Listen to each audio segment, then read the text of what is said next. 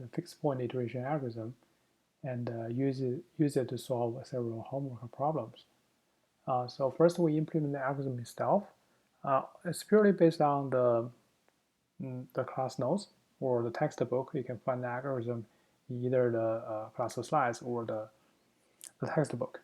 So what we're going to do now first is to import some basic packages. Here I'm going to only use the math package right here. So I import it, and then we're going to define this function or implement this function, the fixed point iteration algorithm. So remember, this function needs the function g, which is the function you're trying to find the fixed point for. And then p0 is an initial guess. The E tolerance is the like the error tolerance based on if you just follow exactly what the textbook says, you're going to use the latest change of your p. So for example, you generate pn minus 1 and then generate the pn based on pn minus 1. Then you just look at their difference. If the difference is smaller than this E tolerance, then you're going to stop the algorithm. That is the one of the stopping criteria. And the other artificial stopping criterion is again just to set the maximum iteration number. Okay, so now we first print out. So once we are given this p0, we can print out this p0, and then we set the iteration number, initialize it to be 1. Then we will run this loop of this fixed point iteration. So once the iteration number hasn't reached the maximum or haven't exceeded the maximum iteration number, we're going to update the point. So we're going to update the p0 to p. So it's very simple. Just apply g to p0 and you get a p. So that's basically the main core of this algorithm. And we're going to do some consider several complications that may happen. For example, we'll apply this g in case that you get a complex number. For example, if your g is taking square root or something contains a square root or like, and whatever inside the square root, in case that becomes negative, then you're going to get a complex number, right? But in this case, you know that the fixed point iteration algorithm may not be working. So in this case, if you check the p and you found that it's a complex number, then we'll just up to that the algorithm obtain a complex value, and you're going to break the loop. Okay, so in this case, it just says that the algorithm didn't work. Okay, so this is actually obtained by you just search this on Google, find how to check a value is a complex value. Just search on Google and you get this command. Okay. All right. So this is the one case, and once you compute this p and it's not a complex number, then you can actually plot out with the p. And here I'm going to print p where I'm going to follow p by a iteration number, current iteration number, and then see what's the value of this p. So for example, if your iteration number is 10, then in the terminal you're going to see p10 equals to whatever the value of p is, which is indicated by this 2, right? This percentage g is going to be replaced by the second argument here, which is the value of p. And then you're going to check if the termination condition is satisfied, check the absolute value is smaller than E tolerance. If it is smaller, then you just break the loop. Otherwise, you can continue to the next iteration where you're going to update your p0 to p. So you just assign the value of p to p0 and then increase the number of iteration. Just increase the iteration number counter by 1. And then this finishes the whole loop. As you can see, that's the while loop. And then once you finish it, you can, before you return the actual value p, you can like put a more informative message here. Just check if your iteration number actually reached the maximum iteration number, because if it reached that number, then it's probably mean that it didn't converge. It just stopped by your artificially set stopping criteria, which is the maximum iteration number. And then after all, you can just return the p, or if you like, you can also return the iteration number you actually used to run this fixed point iteration algorithm. Okay, so that's the algorithm, and we'll just apply this to several problems, homework problems. So for example, work on the problem 2.2.4, then we're going to have this function, right? So the function is already here, defined as x to the fourth plus this 3 times x squared minus 2. So I'm going to just print this out because later on when I want to run the whole code, the entire code which contains the solution of several problems, homework problems. So I'm going to print this out so that I know whatever following this sentence is going to be the solution for this particular problem 2.2.4.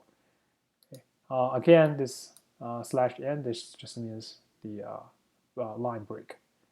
Okay, so for this problem, I'm going to set initial value to be 1, iterate to be 10 to the negative 5. Here, because the problem only asks you to generate the P0, P1, P2, so I'm going to set the maximum iteration number to be 2. So that I will not ask you to actually run until the solution is found, but I'm just look at what's the first 2 values obtained by the fixed point iteration algorithm. And then there are 4 g functions defined in this problem.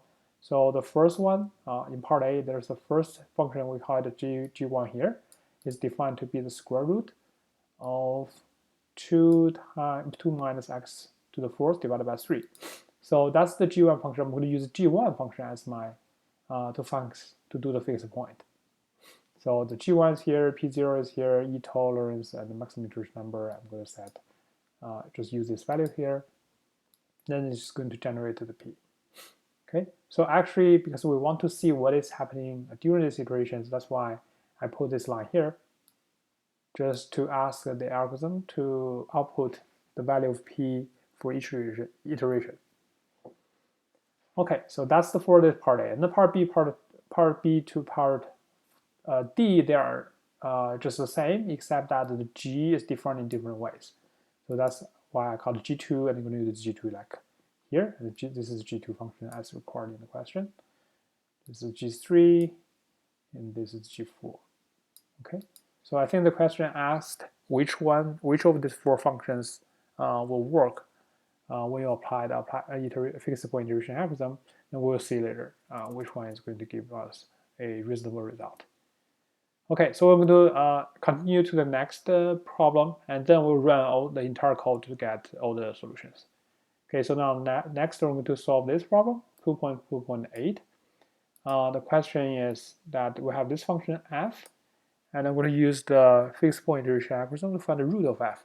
So here, you will have to design the function g. We know that there are infinitely many ways to define this g, right? There are too many ways to define the g. So some of the g's are better, some of the g's are worse. So we know that the Newton's method actually is one type or one special case of the fixed point iteration algorithm, and it's working pretty well. If it works, it works really fast. So that's why I'm going to use the Newton's method, but I'm going to modify Newton's method a little bit because I think the problem is explicitly asked to find a solution between 1 and 2. Starting from the initial guess 1. So if I run the original Newton's method, it's going to converge to somewhere outside of the interval 0 to 1. 1 to 2. So what I did later is to just artificially shrink the step size, and I will see that very soon later. So here what I'm going to do is that again use this basic setup. This etolerance I think is required by the question. I'm just artificially set a large iteration number, and this p0 equals 1 again is required by the question, by the problem. And I'm going to use the Newton's method. So here, to use the Newton's method, we know that the g function should be x minus f of x divided by f prime of x. So this is the x. F of x is this part right here. I just copying down this part in the question, and then divided by x squared. So we need to artificially we need to manually compute what is the x prime. So x prime is 3 times x squared minus 1. So that's why I have 3 times x squared minus 1 here.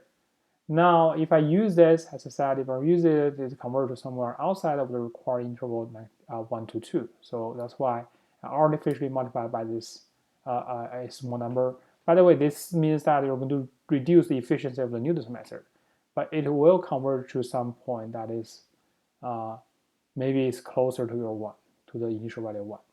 Okay, so at least this is the number I tried. You can try some other numbers. I think I tried 2.5, it didn't work. But I tried 2.2, it worked. Probably some number larger than 0.2 will also work. But I didn't, you can try it by yourself. So I just use this as my g function and then apply the fixed point integration method. Remember that this, in this case, is essentially like the nudist method, except that here we multiply the ratio by a small number. So I try this, apply this to the g, which is defined here. P0 iterance maximum iteration number are like this, given there, and they just run it.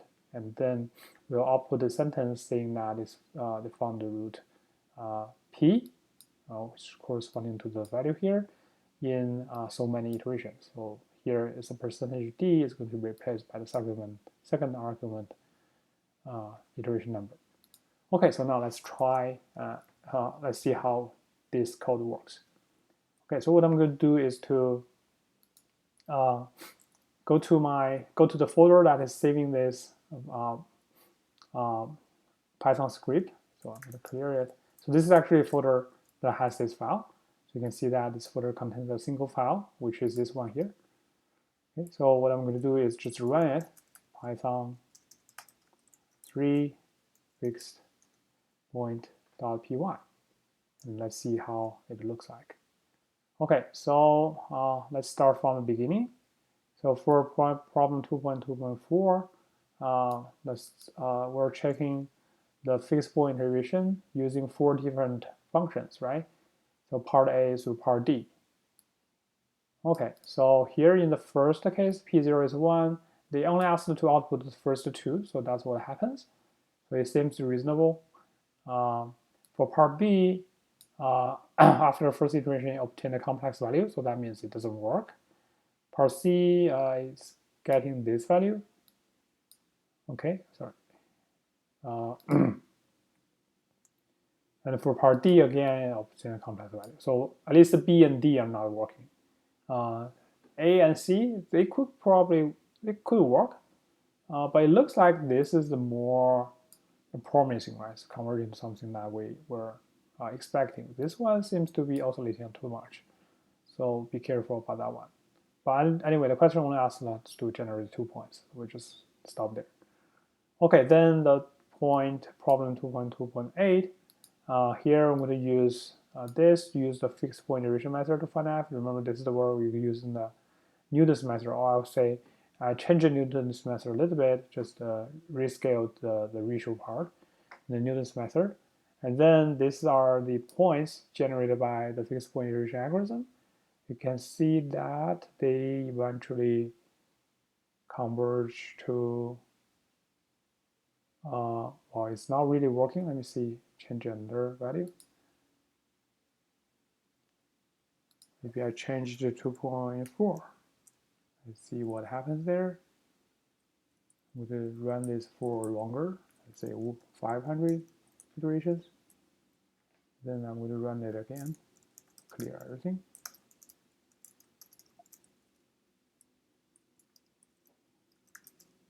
Okay. So I'm going to again run Python 3 fixed point. Okay, so again found some root is outside the interval. Let me try something else.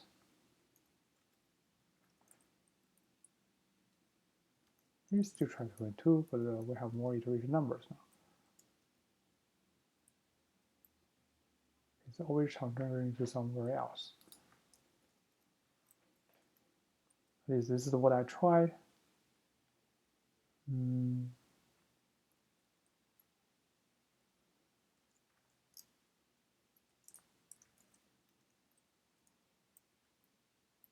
Okay, always the same value. Let's see.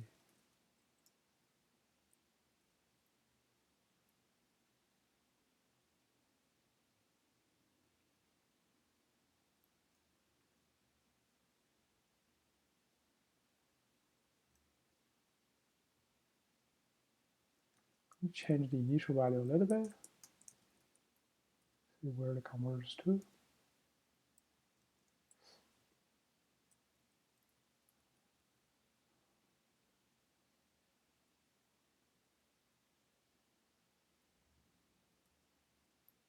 Is this the only root? I think it's the only root this one has. We change to say 3.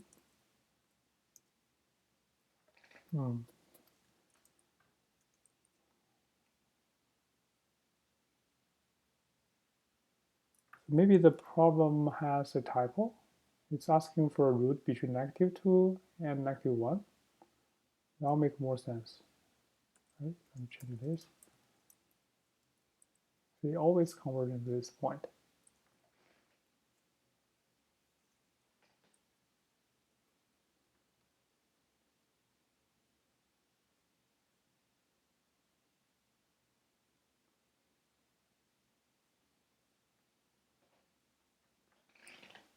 Okay, so I think maybe the reason is I use the Newton's method and insist to convert to a particular solution of that. I think in general you should have 3 roots.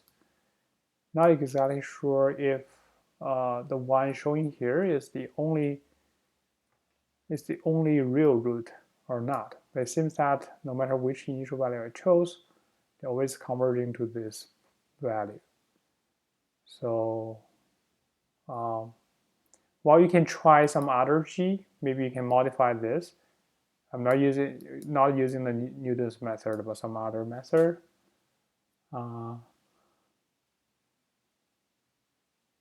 One way to do that is try to manipulate this function so that the derivative is the magnitude of derivative is between -1 and 1 over the interval 1, 2.